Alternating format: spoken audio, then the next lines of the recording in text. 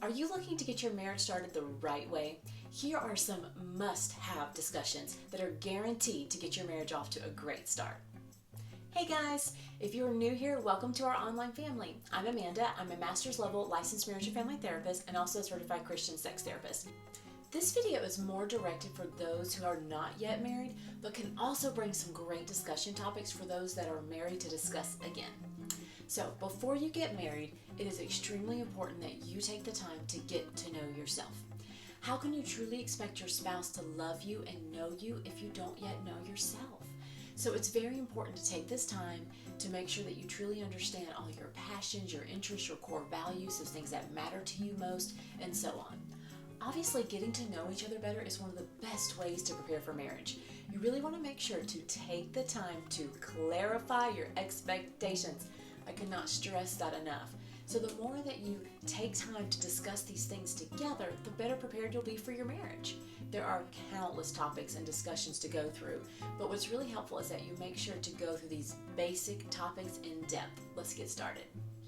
In this video, I'm going to cover some of these basic topics and give you a few questions for each topic to help you dive deeper and have some good conversations with your partner. Again, it's just a start, but hopefully it'll definitely help you get on your way to getting to know each other better. Marriage roles. So in general, how would you like the household tasks to be split? What about your partner? What do they think? Do you want to be like your parents, or maybe a little bit like your parents, or perhaps not at all like your parents? These are great things to discuss. What about chores? Are there chores that you want to do? Are there chores you hope your spouse will do? When you have kids, do you think some of these roles will change? When you have children, do you think one of you will stay home? Do you expect or want your spouse to stay home, or do you want to stay home? These are all things that really help to kind of decide what roles will be happening in the marriage. For Andrew and I, we really enjoyed kind of splitting the roles. We kind of figured out what things that I like to do, what things he liked to do, and kind of were able to come together in that way. We also had to change and adapt when we had our children. When you have babies, sometimes those roles will change, and being adaptable has been really helpful for us in our marriage. Money. So, money can be a very hot button topic, but it is so important to discuss preparing for marriage. It causes a lot of tension in marriages and honestly a lot of divorces. So it's very important that you discuss beforehand, how are you going to handle your money? How do you plan on taking care of it? Do you have one of you that's going to do the bills? Both of you do the bills?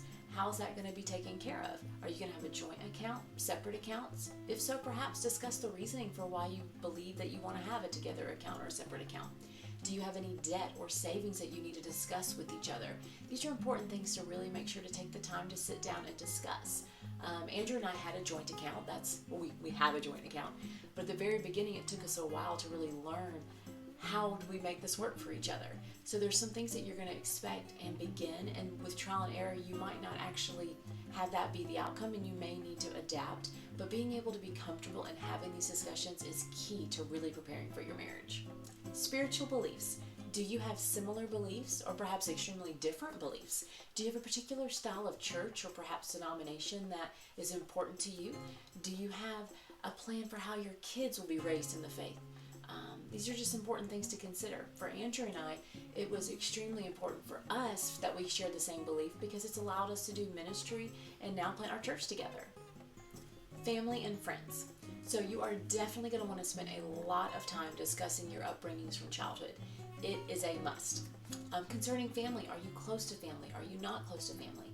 How much time do you expect to spend with your family? Similar with friends, how much time do you expect to spend with your friends? And again, what is your partner's expectations? Do you get along with your partner's friends and vice versa? What about in regards to if a family member interferes with your relationship? How are you going to handle it? These are all great things to discuss with your partner. Leisure activities. What is your idea of a good time? How about your partners? Do you have activities that you guys enjoy doing together? Are there times it's really hard for you guys to discover things that you enjoy doing together? How do you plan on balancing time together and time apart? When we were dating, Andrew loves the outdoors and I love to talk. So we would go hiking and he got to enjoy the outdoors and I got undivided attention and conversation. It was a win-win. So leave a comment down below and share with me some of your favorite activities that you enjoy doing with your partner. Partner styles and habits. Have you taken any personality assessments and discussed them together? Do you have any personality or characteristic traits of your partner that concerns you? Do you have any traits of your own that you feel perhaps your partner won't be able to accept or fully love about you? These are just some great things to consider in regards to choosing and being with your partner. Before we got married, I had a very big concern with Andrew's, lack of cleanliness and ultimately messiness, like a real concern. So in this, I had to decide, if he never changes, am I going to still be happy? So it's really important that you don't have in your mindset that, okay, if they're better, then I'll be happy and it's okay, so I'm going to marry them on the assumption that everything's going to be better. Because there are some things that people can definitely work on, they can improve, but there are some things people aren't going to be able to change or honestly have that passion for years to change. I've been very blessed. Andrew has tried very hard to be clean and more orderly in regards to the home to help me feel comfortable, but it is still something that's a struggle for him, and he has to put forth a lot more effort because it's not a priority for him as it is for me. So it's just something to consider in regards to making sure that you are happy with who you have, and that yes, ultimately you're both going to improve in marriage, but be aware that if nothing does change, that you are still happy and content and in love with your partner. Communication.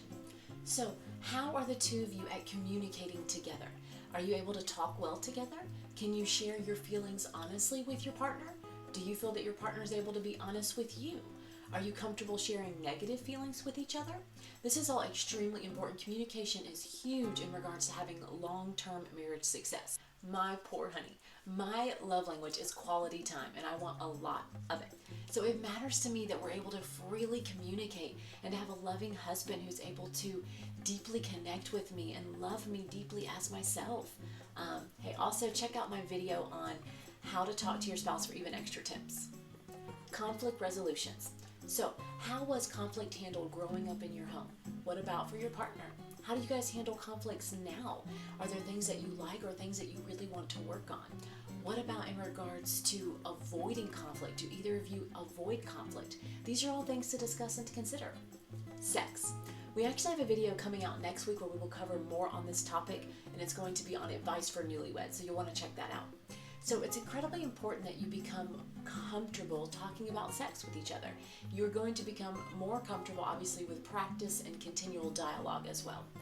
Some questions that you're going to want to ask are, what are your expectations for sex? How frequently do you expect that we'll have sex? What do you want that to look like?